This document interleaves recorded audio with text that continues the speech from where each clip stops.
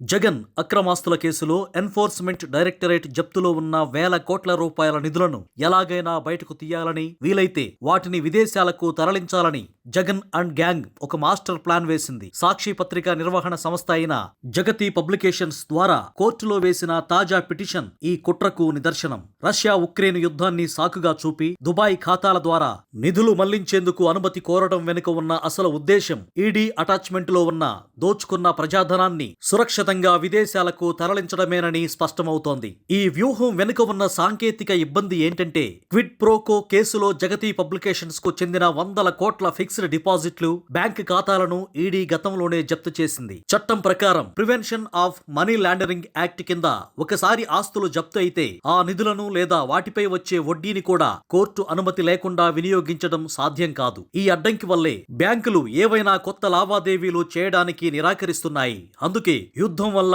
Paper కొనుగోలుకు ఇబ్బంది కలుగుతోందని ఒక కట్టుకథను అల్లి కోర్టు ద్వారా కొత్త ఖాతా విదేశీ బదిలీకి అనుమతి తెచ్చుకుంటే ఒకసారి నిధులు దుబాయ్ చేరిన తర్వాత వాటిని నియంత్రించడం భారత దర్యాప్తు సంస్థలకు అసాధ్యం అన్నది జగన్ బృందం ఎత్తుగడ. మరింత విచిత్రం ఏంటంటే, ఈ పిటిషన్లో వారు అమెరికా విధిస్తున్న ఆర్థిక ఆంక్షల గురించి ప్రస్తావించారు. న్యూస్ ప్రింట్ కొనుగోలుకు సంబంధించి రష్యా సంస్థలతో లావాదేవీలు జరపడం కష్టమవుతోందని, అందుకే దుబాయ్ రూట్ కావాలని కోరారు. అయితే రష్యా ఉక్రెయిన్ యుద్ధం మొదలై ఏళ్లు గడుస్తోంది. గడిచిన 2 ఏళ్లలో సాక్షి పత్రిక ఆగకుండా ప్రింట్ అవుతూనే ఉంది. మరి ఇన్నాళ్లు ఏ ఖాతాల ద్వారా చెల్లింపులు చేశారు? అప్పుడు లేని ఆంక్షలు ఇప్పుడు హఠాత్తుగా ఎందుకు వచ్చాయి అన్న ప్రశ్నలకు వారి దగ్గర సమాధానం లేదు. పైగా న్యూస్ ప్రింట్ అనేది ప్రతిరోజు అవసరమయ్యే వస్తువు కాబట్టి నిత్యం జరిగే లావాదేవీల కోసం అకస్మాత్తుగా దుబాయ్ ఖాతా కావాలనడం వెనుక ఉన్న మర్మం నిధుల మళ్లింపు తప్ప మరేమీ కాదు. ముఖ్యంగా జగన్ ముఖ్యమంత్రిగా ఉన్న 5 ఏళ్ల కాలంలో సాక్షికి సుమారు